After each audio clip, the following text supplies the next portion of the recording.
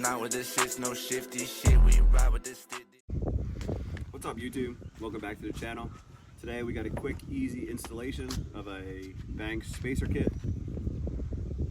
Walk you through how to do it. Very simple install. Pull the map sensor out, clean it out, install this, push it back in, and basically all it does is gets the map sensor completely out of the way of the flow of all the soot and everything, so you don't have to clean it as much. That's really about it. I'll walk you through it real quick. All right, first step is loosen up your map sensor, 10 millimeter.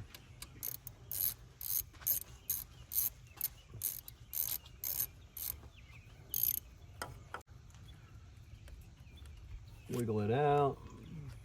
Actually, probably should unplug it first, probably. Little tab, push in, pull out, very simple. Pull it out. Look at that thing. See how nasty that thing is?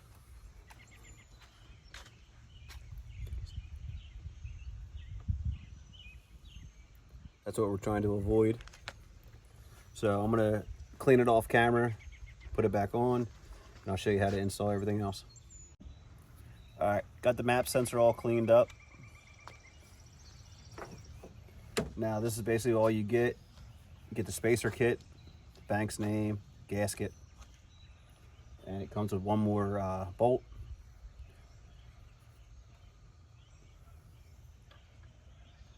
All you do, make sure it's on there. Comes with an Allen key too, or actually it's a star key, Allen. Snug it up. It's aluminum, so don't crank it too tight.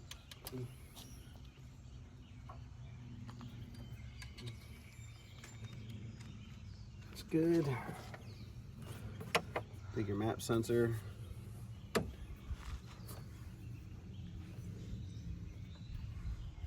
Push it in. It should basically just pop right in. You might have to wiggle it a little bit. It's in all the way. Get your other bolt for the back of it. Snug it up.